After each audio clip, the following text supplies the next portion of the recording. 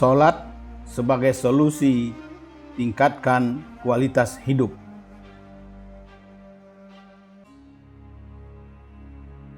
Assalamualaikum warahmatullahi wabarakatuh. Salam bahagia untuk sobat-sobatku semua. Semoga Anda tetap sehat, tetap ceria, dan selalu bersemangat dalam menjalani kehidupan ini. Selamat jumpa lagi di kanal kesayangan kita bersama, Cipta Usaha Kreatif. Semoga kita bisa berbagi ilmu, pengalaman, problem solving, dan solusi usaha, serta tips sukses melalui channel kebanggaan kita bersama ini.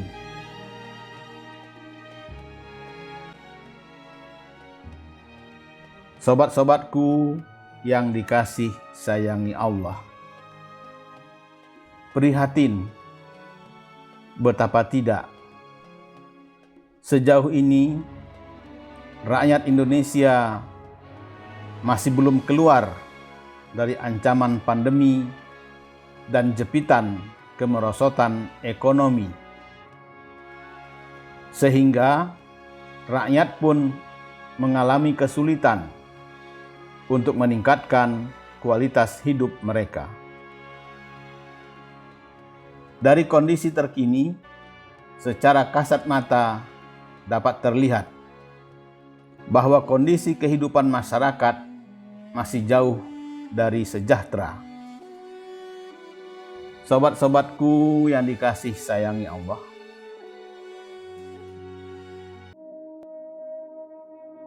perekonomian Indonesia juga belum pulih. Berbagai usaha mikro, kecil, dan menengah merasakan kemacetan bisnis.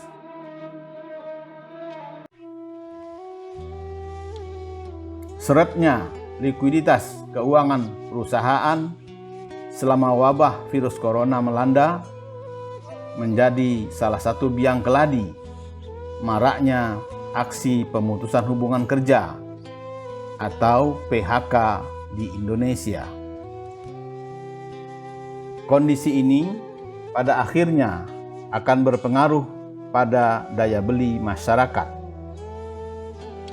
Pendapatan yang menurun, bahkan hilang, membuat masyarakat kesulitan memenuhi kebutuhan hidupnya.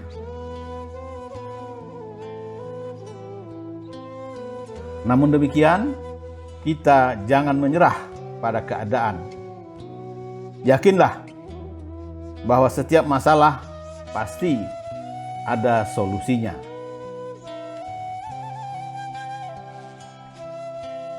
Karena itulah kita harus berpikir solutif dalam menghadapinya. Sobat-sobatku yang dikasih sayangi Allah, menurut kami tidak ada cara lain jika rakyat Indonesia ingin keluar dari kesulitan ekonomi selain dari diri kita sendiri harus mengubah mindset tentang diri kita untuk menyadari kelemahan manusiawi kita. Kelemahan itu membuat kita tidak memiliki daya untuk mengubah keadaan. Karena itulah kita harus belajar untuk mengandalkan Sang Pencipta.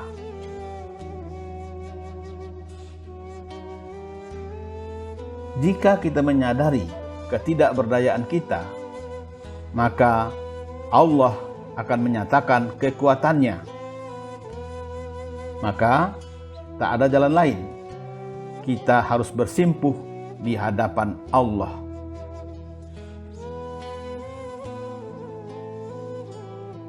Jangan biarkan situasi mengacaukan kita, tetapi berserah dirilah padanya supaya kehendak Allah dinyatakan dalam hidup kita melalui situasi tersebut. Ikutilah petunjuk Allah bila kita ingin selamat dan bahagia dunia akhirat. Allah memberi perintah kepada kita untuk selalu meminta pertolongannya, karena Dia sang pemilik kehidupan.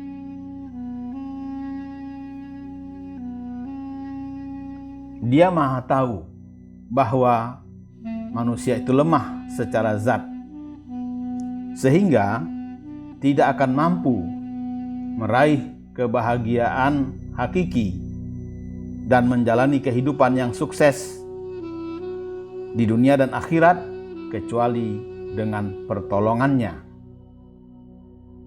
Allah Azza wa Jalla tidak sekadar mendidik kita untuk mengandalkannya dalam setiap urusan dengan meminta pertolongannya, tapi juga mengajari kita bagaimana mengundang pertolongannya itu. Sebagaimana hal itu ditegaskan Allah dalam firman-Nya. Hai orang-orang yang beriman, mintalah pertolongan dengan sabar dan sholat. Sesungguhnya Allah beserta orang-orang yang sabar. Quran Surat Al-Baqarah ayat 153.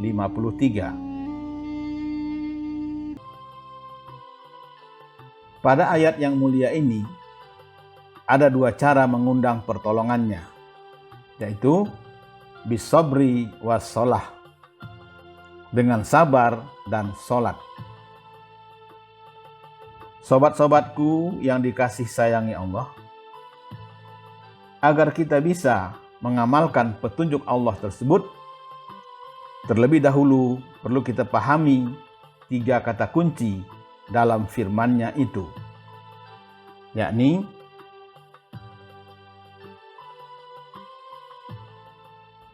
pertama, orang beriman. Kedua, orang sabar. Ketiga, mendirikan sholat.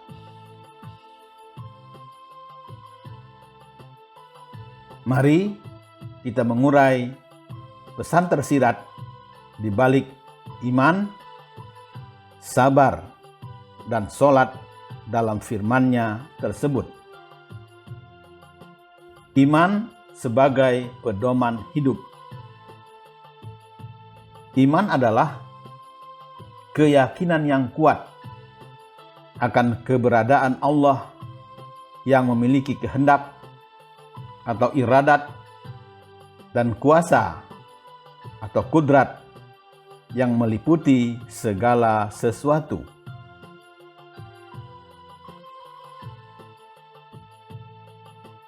Sehingga orang yang beriman itu menyadari sepenuhnya bahwa dirinya tiada daya dan kekuatan kecuali dengan pertolongan Allah Subhanahu wa Ta'ala.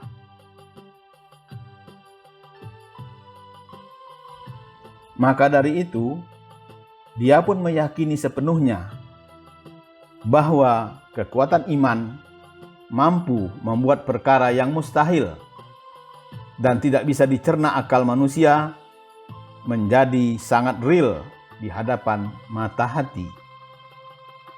Iman merupakan pedoman, penuntun, dan kompas dalam kehidupan kita. Tiada manusia yang berada di jalan benar jika ia tidak beriman kepada Allah Subhanahu wa Ta'ala.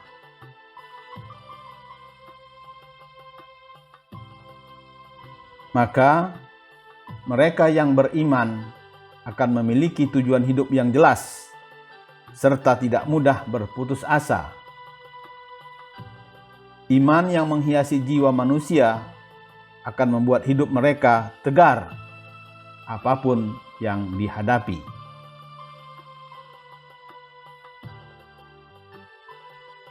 Di tengah mewabahnya COVID-19 dan kesulitan ekonomi, setiap diri kita akan memaknai peristiwa ini sebagai hal yang harus kita maknai suatu musibah ataupun cobaan dari Allah Subhanahu wa Ta'ala.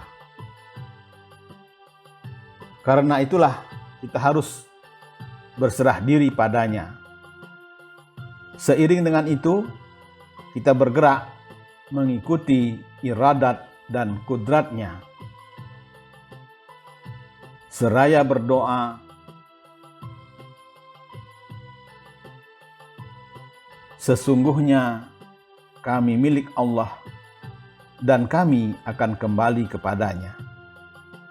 Ya Allah, limpahkan pahala kepadaku atas musibah yang menimpaku dan berikanlah gantinya yang lebih baik.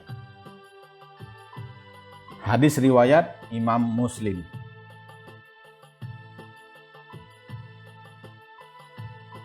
Sobat-sobatku yang dikasih sayangi Allah,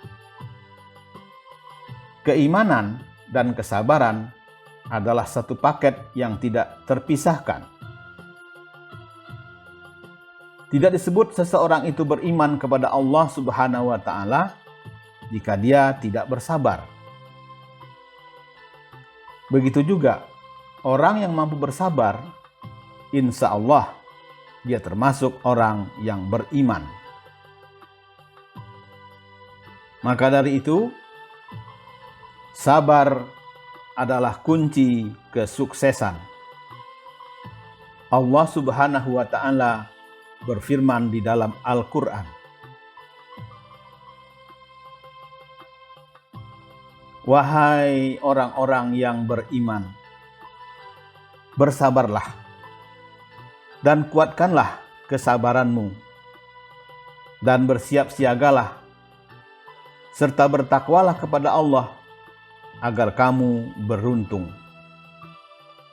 Quran, Surat Ali Imran, ayat 200.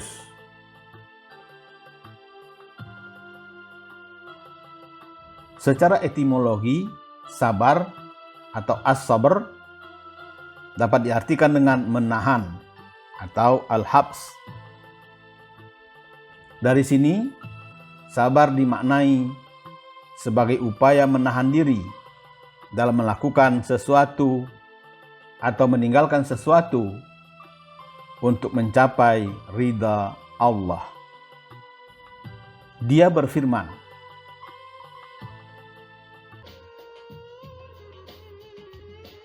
dan orang-orang yang sabar karena mencari keridaan Rabb-Nya. Quran Surat Ar-Ra'd ayat 22.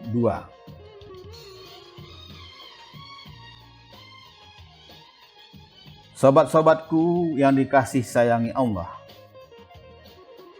sabar termasuk kata yang banyak disebutkan dalam Al-Quran. Jumlahnya lebih dari 100 kali. Tidak mengherankan, karena sabar adalah poros sekaligus asas segala macam kemuliaan akhlak.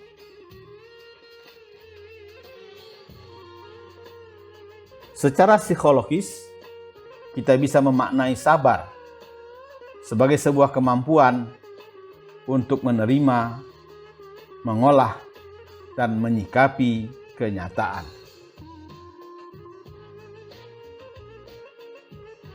Karena itulah, sabar juga sering dikaitkan dengan tingkah laku positif yang ditonjolkan oleh individu atau seseorang. Dan sabar ini turunannya kemana-mana.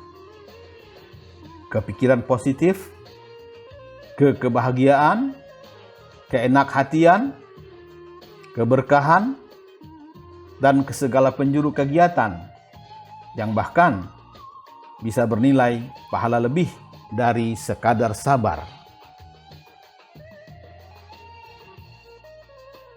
Dari sabar juga pikiran kita jadi jernih, mudah memikirkan jalan keluarnya, sehingga tidak perlu meratapi apa yang terjadi.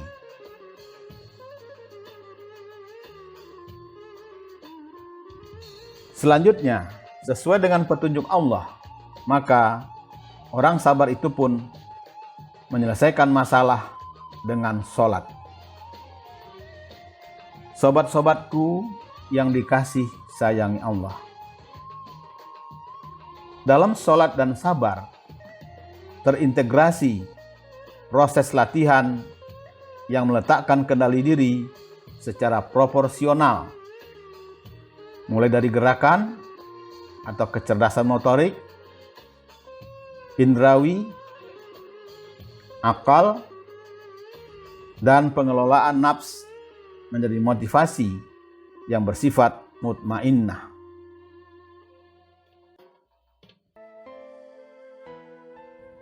Jadi, sholat sebenarnya bukan semata ritual. Ia sumber menyedot dan menyadap kekuatan ilahiyah untuk setiap jiwa mampu menghadapi masalah dengan tenang, cerdas, dan solutif.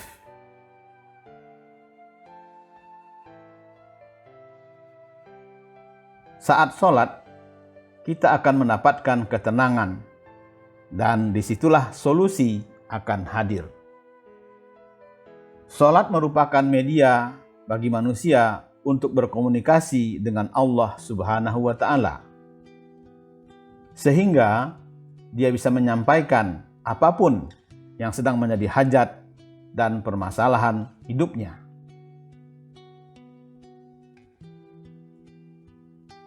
Bagaimana tidak, ketika kita mendirikan sholat, pada saat itulah kita bertemu mentor sejati kita, Allah Subhanahu wa Ta'ala.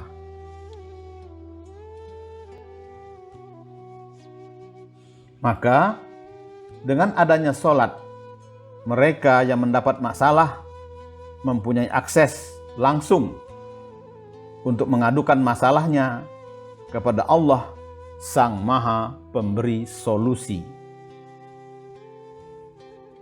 Sebab dalam sholat ada masa di mana Allah sangat dekat pada seorang hamba, yakni dikala sujud.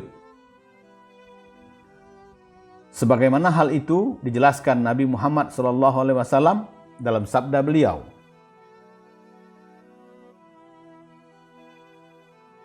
sedekat-dekat seorang hamba kepada Rabb-nya, yaitu ketika ia sujud. Maka perbanyaklah berdoa di dalam sujud. Hadis riwayat Muslim.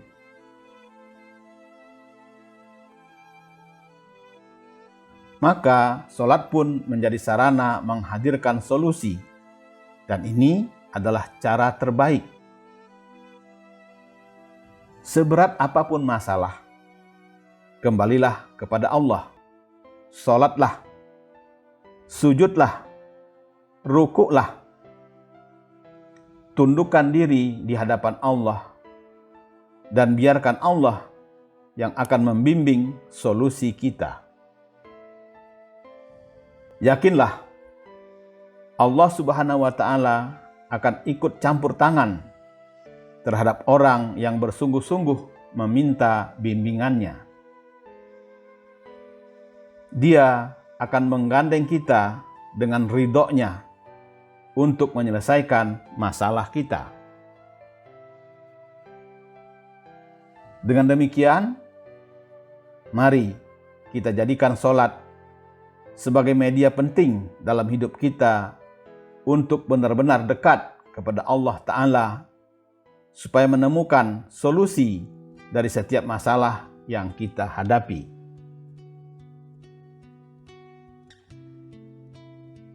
Semoga setelah masalah dapat diatasi, kualitas hidup kita pun makin meningkat.